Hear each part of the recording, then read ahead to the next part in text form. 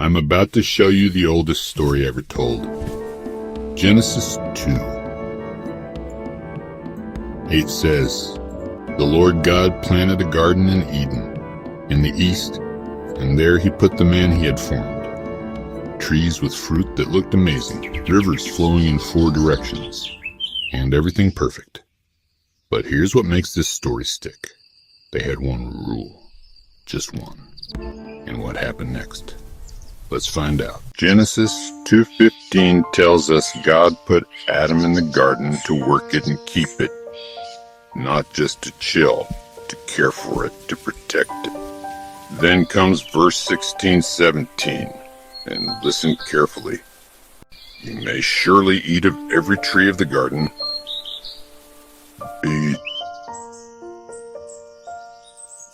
but of the tree of the knowledge of good and evil you shall not eat, for in the day that you eat shall surely die."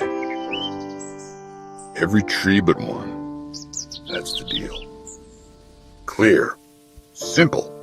Remember it. Now Adam's alone, and that's not good. Genesis 2:21-22 shows God putting Adam into deep sleep, taking a rib, and creating Eve. When Adam wakes up and sees her, he says, Genesis 2:23, "This at last is bone of my bones and flesh of my flesh, of my flesh, of my flesh, of my flesh, of my flesh. She's in my flesh." He's amazed. Partners now. 2 people, 1 garden, 1 rule. Everything's perfect. They're naked and unashamed, just living. No fear, no hiding, nothing broken yet. But then someone else shows up. Genesis 3, I want to introduce the serpent. More crafty than any other beast. He slides up to Eve with a question. Did God actually say, "You shall not eat of any tree in the garden"? Notice that? He twists the rule. Makes it sound unreasonable. Eve corrects him, but he pushes back. "You will not surely die. You will be like God, knowing good and evil. You will be like God and evil." The fruit looks good. She takes it. She eats some to Adam. He eats Genesis 3:6. Just like that, the rule is broken. Immediately, Genesis 3:7 says, "The eyes of both were opened, and they knew that they were naked." Shame hits. They sew fig leaves together and hide. Then God walks through the garden and calls out, "Where are you?" "I heard the sound of you, and I was afraid because I was naked, and I hid myself." Fear replaces peace. Hiding replaces fellowship. The choice brought consequences: pain in childbirth for Eve, hard labor for Adam, and expulsion from Eden. Genesis 3:23-24. God sends them out, and cherubim with a flaming sword guard the way back to the tree of life.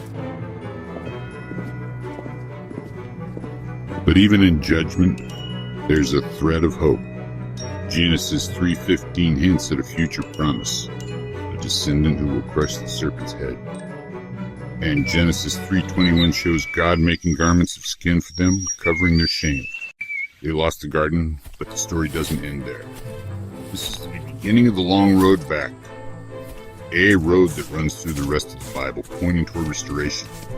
One rule broken, everything changed, but hope remains. So that's Eden, a perfect place, a simple command, and a choice that echoed through all of history. Adam and Eve's story is our story: temptation, failure, consequence, but also grace and hope. If this cartoon brought the Bible to life for you, subscribe and share it. There's more to come.